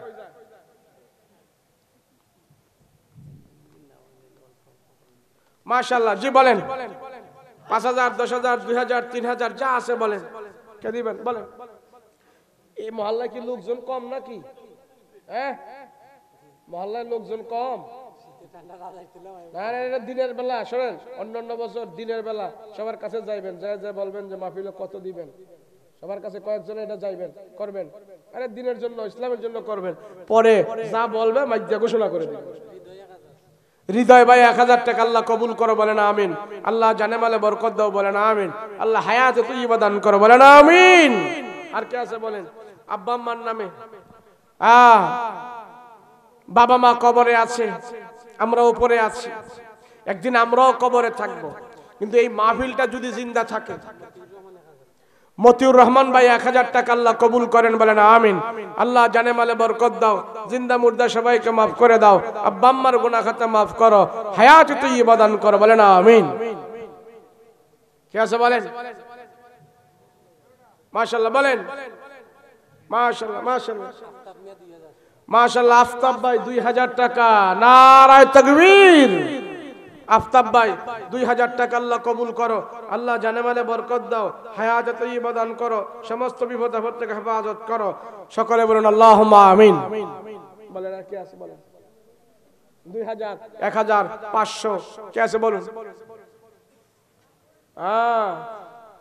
বলেন আলহামদুলিল্লাহ। ধর্মের কাজে ব্যয় করবেন। আরে এই সমাজে এমনও লোক আছে প্রতিদিন সে 300-400 টাকার সিগারেট খায়, আছে না? নাই? রোকন ভাই 1000 টাকা, নারায়ে তাকবীর। আল্লাহ আব্বা আম্মার গুনাহ খাতা মাফ করো, হায়াত তৈয়বা দান করো, সমস্ত বিপদ আপদ থেকে হেফাজত করো, বংশ পর্যন্ত থেকে যারা অন্ধকার কবরে আছে সবাইকে আল্লাহ মাফ করে দাও, বলেন আল্লাহুম্মা আমিন। আর কি আছে? 1000 করে 20 জনে দিবেন, 20000 টাকা হবে। সোনাই মিয়া ভাই 2000 টাকা আল্লাহ কবুল করো, বলেন আমিন। আল্লাহ জানে মালে বরকত দাও, বলেন আমিন। সমস্ত বিপদ আপদ থেকে হেফাজত করো। আল্লাহ আমি মুসাফির মানুষ, আল্লাহ যারা এই মাহফিল আজকে দান করতেছেন প্রত্যেকের দান তুমি কবুল করো, বলেন আল্লাহুম্মা আমিন। কে আছে বলেন? তুফাইল ভাই 1000 টাকা আল্লাহ আপনি কবুল করেন, আল্লাহ তার আব্বা আম্মার গুনাহ খাতা মাফ করেন, হায়াত তৈয়বা দান করেন, সমস্ত বিপদ আপদ থেকে হেফাজত করেন, আসমানি জিসমানি গজব থেকে হেফাজত করেন। সকলে বলেন আল্লাহুম্মা আমিন। হ্যাঁ, নাম কি? শেবুল মিয়া 1000 আল্লাহ কবুল করো, আল্লাহ জানে মালে বরকত দাও, হায়াত তৈয়বা দান করো, আব্বা আম্মার গুনাহ খাতা মাফ করো, বিপদ আপদ থেকে হেফাজত করো। সকলে বলেন আল্লাহুম্মা আমিন। মাশাআল্লাহ বলেন, মাশাআল্লাহ। এইভাবে আর দেন 1000 করে বলেন 20 জন। মাশাআল্লাহ মাশাআল্লাহ বলেন না। এই ফেন্ডালের ভিতরে যারা আছে বলেন না। আব্দাল ভাই 2000। হ্যাঁ, আব্দাল ভাই 2000 টাকা, নারায়ে তাকবীর। ও টাকাও দিত না, আবার তাকবীরও দিত না, কেমনে হয়? আব্দাল ভাই কত দিছে? 2000 টাকা। আল্লাহ আব্দাল ভাইয়ের আব্বা আম্মার গুনাহ খাতা মাফ করো, হায়াত তৈয়বা দান করো, বিপদ আপদ থেকে হেফাজত করো, বংশ পর্যন্ত থেকে যারা অন্ধকার কবরে আছে সবাইকে মাফ করে দাও, বলেন আল্লাহুম্মা আমিন। আব্দুর রহমান ভাই 3000 টাকা, নারায়ে তাকবীর। আল্লাহ কবুল করেন, আল্লাহ জানে মালে বরকত দেন, হায়াত তৈয়বা দান করেন, বিপদ আপদ থেকে হেফাজত করেন, আল্লাহ আসমানি জিসমানি গজব থেকে হেফাজত করেন। সকলে বলেন আল্লাহুম্মা আমিন। আর তাড়াতাড়ি করেন। মাশাআল্লাহ মাশাআল্লাহ বলেন। আসেনি কেউ? মাশাআল্লাহ। আক্তার ভাই 1000 টাকা, নারায়ে তাকবীর। আল্লাহ আক্তার ভাইয়ের আব্বা আম্মার গুনাহ খাতা মাফ করো, আল্লাহ জানে মালে বরকত দাও, কামাই রিজিকে বরকত দাও, বিপদ আপদ থেকে হেফাজত করো, আসমানি জিসমানি গজব থেকে হেফাজত করো। আল্লাহ বংশ থেকে যারা অন্ধকার কবরে আছে সবাইকে তুমি মাফ করে দাও, বলেন আল্লাহুম্মা আমিন। বলেন আর কি আছে বলেন? 1000, 2000, 500। ও হাত দেখাইছে। 5000 নাকি? না 500, 5000। মাশাআল্লাহ মাশাআল্লাহ। হ্যাঁ, সুফি মিয়া একদম চুপচাপ সুফি সাহেব বসে রয়েছে পিছনে, না? মাশাআল্লাহ। আমার সুফি ভাই কত? 5000, নারে তাকবীর। আল্লাহ আমার সুফি ভাই 5000 টাকা দিয়েছে, আল্লাহ কবুল করো। আল্লাহ নামে যেমন সুফি, কামেও সুফি, দিলেও সুফি, আল্লাহ তারে জানে মালে বরকত দাও, আব্বা আম্মার গুনাহ খাতা মাফ করো, হায়াত তৈয়বা দান করো, সমস্ত বিপদ আপদ থেকে হেফাজত করো। সকলে বলেন আল্লাহুম্মা আমিন। আর কি আছে বলেন? তাড়াতাড়ি করেন। মাশাআল্লাহ।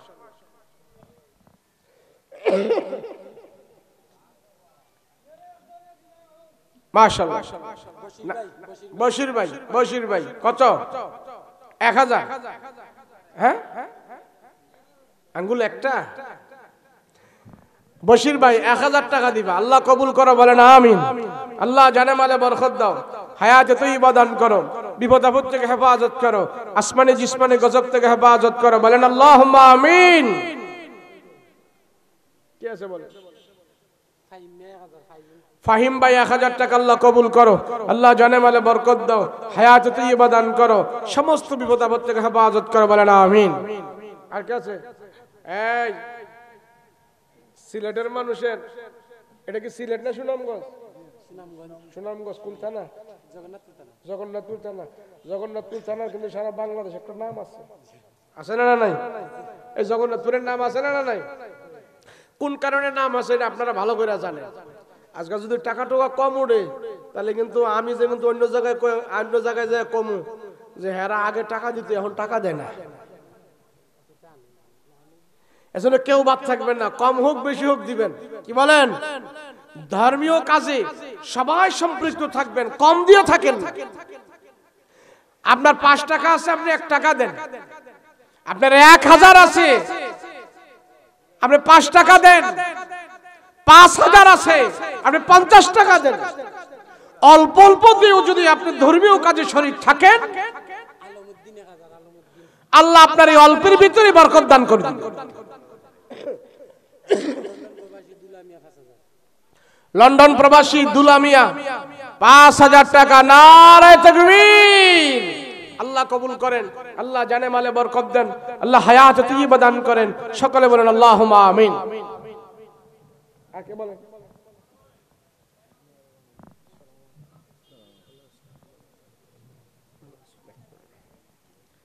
আর কে আছে বলেন? 5000, 1000, 2000, 3000 বলুন, কে আছেন? মাশাআল্লাহ। নাই?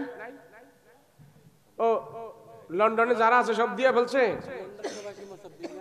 লন্ডনে যারা আছে এখন কাছে ফোন টোন দেন না। লন্ডন প্রবাসী মুসাব্বির মিয়া কত? 5000, আল্লাহ কবুল করেন, বলেন আমিন। আল্লাহ জানে মালে বরকত দেন, বলেন আমিন। আল্লাহ হায়াত তৈয়বা দান করেন, বলেন আমিন। কে আছে বলেন? তাড়াতাড়ি করেন। আর কে আছে? 5000, 10000, 2000, 3000, 500, কেউ বাদ যাবেন না। 100 টাকা হলো দিবেন। বলেন কে আছে? বলেন মাশাআল্লাহ, বলুন। নাই নাই নাই নাই। জলিল ভাই 500 টাকা, আল্লাহ কবুল করেন, বলেন আমিন।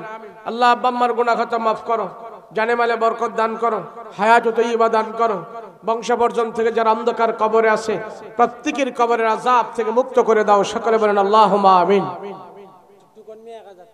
হ্যাঁ, টোকন মিয়া 1000 টাকা, আল্লাহ কবুল করো, বলেন আমিন।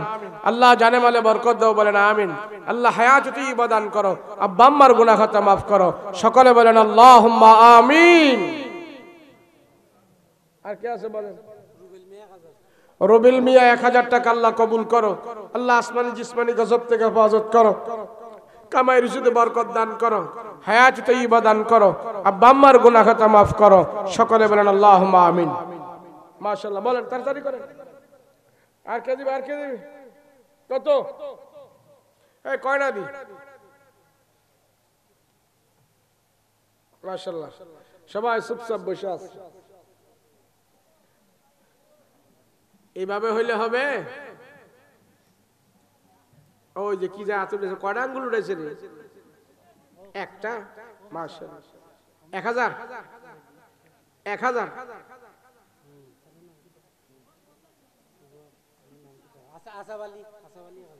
আশাব আলী ভাই, হ্যাঁ আশাব আলী ভাই 1000 টাকা, আল্লাহ কবুল করেন, বলেন আমিন।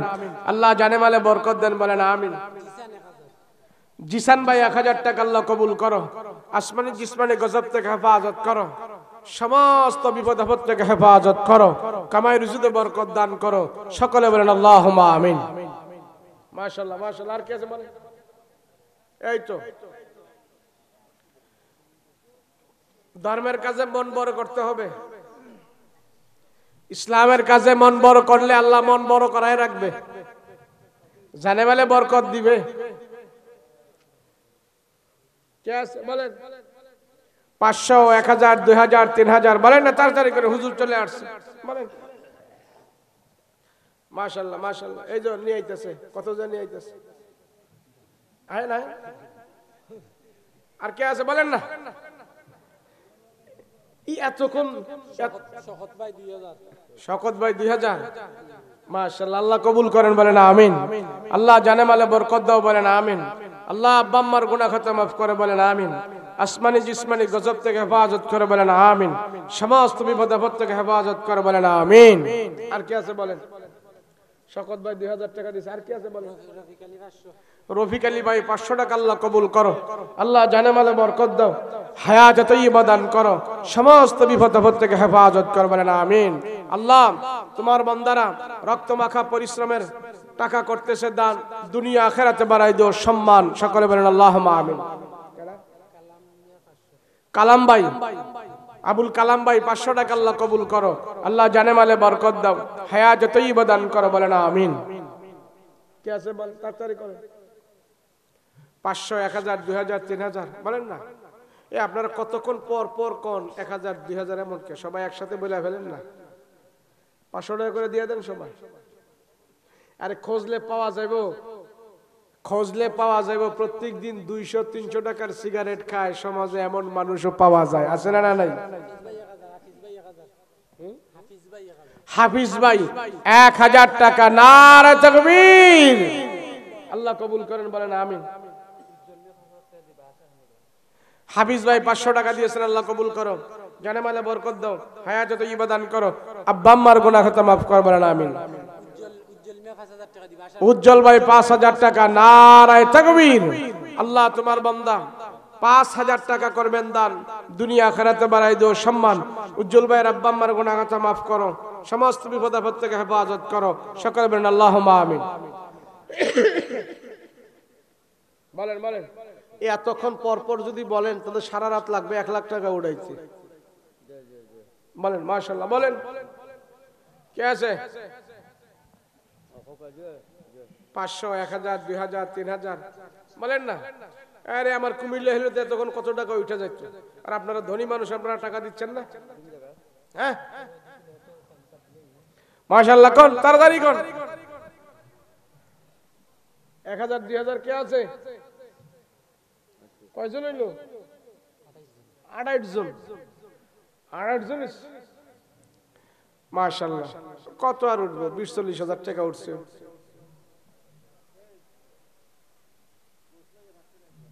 কে? আব্দুল গৌস, আব্দুল গৌস ভাই 500 টাকা, আল্লাহ কবুল করো বলেন আমিন। আল্লাহ জানে মালে বরকত দেন বলেন আমিন।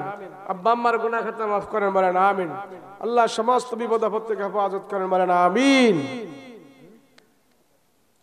আসেন ইয়ার সব টাকা ঢোকা শেষ। গানও গেলে তো টাকা বার করতে, আওয়াজও টাকা হয় না। হ্যাঁ, যে মহিলারা গান গায়, মেম্বার সাহেবের 2000, 5000 দিয়ালা, আর এই টাকা উড়াইতেছে।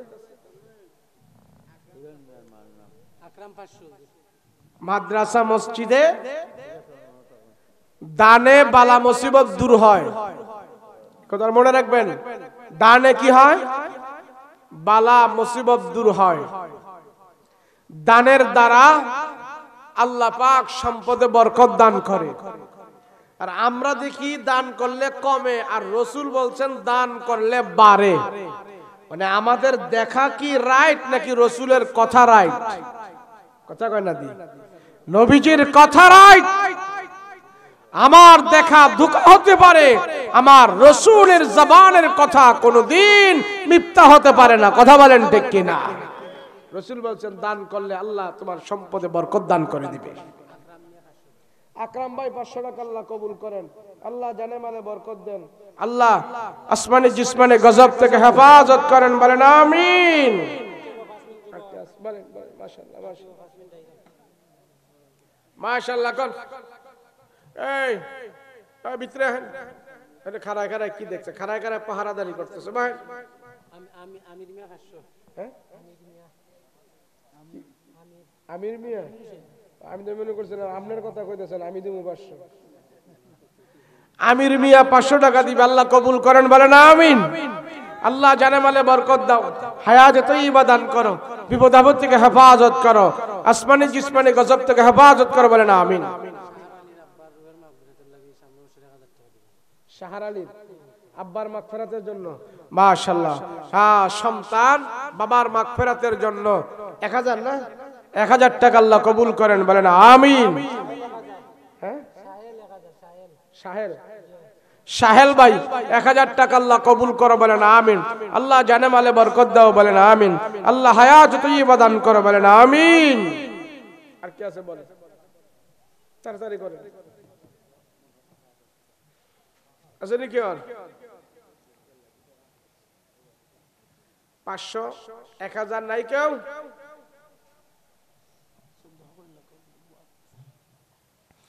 اللهم صل على سيدنا نبينا شفيعنا حبيبنا مولانا محمد صلى الله تعالى عليه وعلى آله وأصحابه أجمعين، اللهم آمين. ربنا ظلمنا أنفسنا وإن لم تغفر لنا وترحمنا لنكونن من الخاسرين. রব্বুল আলামিন এই মাহফিলকে আপনি কবুল করে নিন। আল্লাহ বক্তা শ্রোতা সবাইকে আপনি মাফ করে দিন। আয় আল্লাহ, আমি মুসাফির, আয় আল্লাহ দুটা হাত তোমার আদালতে উঠাইলাম। আল্লাহ জীবনে বহুত মাহফিল করেছি, জানি না কোন মাহফিল তুমি কবুল করেছো। আজকের মাহফিল তুমি কবুল করে নাও রে আল্লাহ। আজকে আমাদেরকে খালি হাতে ফিরায়ও না, জিন্দিগির সব গুনাহ খাতা মাফ করে দাও।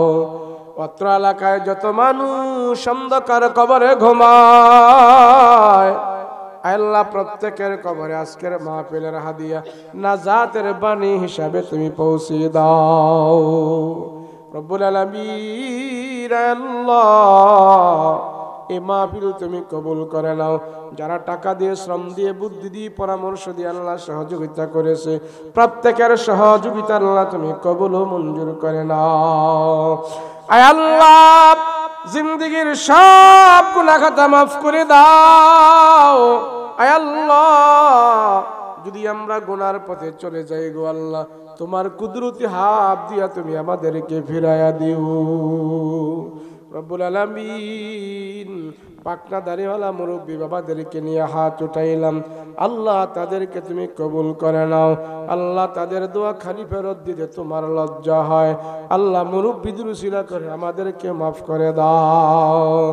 আয় আল্লাহ মক্কা মদিনা না দেখায় মরণ দিও না, একবার হলেও নবীর রওজায় আমাদেরকে দাঁড় করায় দাও। নবীরে আমরা প্রাণ ভরে সালাম জানাবো, সেই ব্যবস্থা করে দাও। আয় আল্লাহ তোমার বান্দারা রক্ত মাখা ঘাম পরিশ্রমের টাকায় মাহফিলে করেছে দান, আল্লাহ প্রত্যেকের দান তুমি কবুল ও মঞ্জুর করে নাও। ওয়া সাল্লাল্লাহু তাআলা আলাইহি ওয়া আলা আলিহি ওয়া সাহবিহি আজমাইন।